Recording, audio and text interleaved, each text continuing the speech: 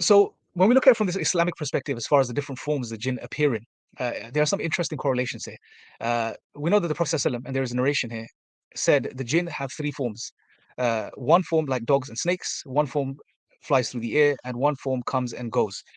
Now, this is interesting, and as far as I know, the scholars have mentioned that they are not limited to these forms, but these are the main forms they take. And what's interesting is when you analyze this, is that the first form is seems to be the form of certain animals. They take on the form of certain animals. Dogs and snakes are specifically mentioned. So I find it very interesting that on places like the Skinwalker Ranch, you have reports of large wolf-like creatures, right? Uh, and the stories are all there for you guys to go and read for yourselves. And then you have the form that flies through the air. Now, this is very interesting because most UFOs or UAPs are seen in the air, whether they're in the form of orbs or craft, they are seen flying through the air. That's, I mean, straight away, that's the link that's made. You don't hear of UFOs appearing in someone's living room, although some people have even reported that. But the point is that it's very interesting. The Prophet mentions that there's a form of jinn that fly through the airs, and then there's the form that comes and goes. And this again is very interesting. A type that appears and disappears. Many reports of UFOs. One of the reasons for example, Valet and others believe that these aren't extraterrestrial beings from other planets is because of the way these craft materialize and dematerialize. According to their own words, they just appear and suddenly fade out of existence, and that's it's an anomalous thing that they cannot explain. So this particular narration, in and of itself, I think, summarizes most of the observable, at least, appearance of the UFO phenomenon. What's seen in the skies, in people's homes, on certain places of land, etc. So this is, I mean, what this highlights on top of it is that the jinn can take many forms. They can appear in many different ways, and it's when they appear or take on a specific form of a physical thing is when they are observable to other human beings. They appear in the form of a man. There is a hadith, it's a very long narration of Abu Huraira, where he was put in charge of the charity. And a few nights back to back, this individual came and tried to steal and stole from this charity pot and took loads of foodstuffs and things like this. And he caught him and he said, "I'll take you to the Prophet, peace be upon him." And he said, "No, no, no, I'm poor. My family's suffering. My family's starving. So let me go." And he did this first night. He went to the Prophet. The Prophet, peace be upon him, told him he'll return the second night. He went back. I kept an eye out. Sure enough, this individual came back and started stealing again. He caught him again, made up another excuse, right? Made another lie up. He let him go again. Abu Hurairah let him go again.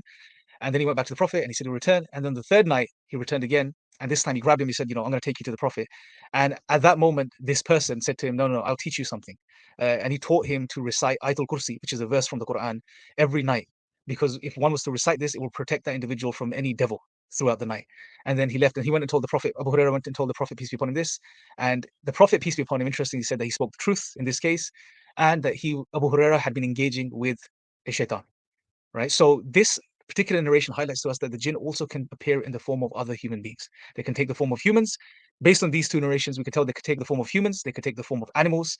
They can also appear as things that fly through the sky, and they can come and go, appear and disappear, right? So all of these things are very interesting, and this at least creates a scope for us, an interpretive scope.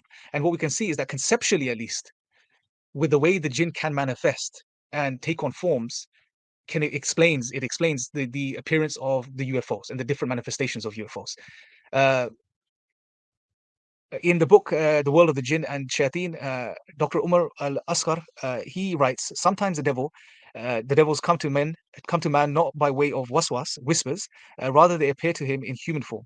A person may hear a voice and not see a body, or they may appear in strange forms, which come to people and tell them that they are from the jinn. Sometimes they lie and say that they are angels, and sometimes they call themselves men of the unseen, or claim that they are from the spirit world. In all cases, they speak to some people directly or by means of one person who is called a medium. So this is when they speak through mediums who channel these beings, whom they possess, and they speak on his lips. Or the response may come in the form of writing, or it may go uh, further than that, and they may pick up a person. They may pick a person up and fly with him through the air. Very interesting, and transport him from one place to another. Or they may bring him things that he asks for. So again, the Sheikh, and this, by the way, is a phenomenal book. It's a brilliant, brilliant book to read to study this topic. He highlights again all of the things mentioned above, and that they not only engage, and this is an interesting point for Muslims to understand as well, because maybe there's Muslims out there who have had certain experiences that they can't contextualize because the current understanding of the jinn or shayateen in our minds is possession or waswas. But here it's opening it up for us. It's telling us, well, they can appear to human beings in many different forms and in many different ways, even as voices people hear. Strangely enough, he mentions the Sheikh mentions that they can even pick people up and teleport them literally from one place to another. If you read Ibn Taymiyyah's essays on the jinn, uh, you'll read some mind-blowing stories there. People being dragged through their homes and abducted, and all sorts of strange occurrences that have been reported. But again, the point here is, if you study the jinn as far as the appearance and the interactions are concerned with human beings, what becomes apparent is they can manifest in many different forms, take on many different appearances, and they deceive, right? And we'll get to the deception element in a second. However, this framework here now, if you look at the UFO phenomenon as far as its appearance is concerned and what people see, easily fits within the jinn hypothesis itself.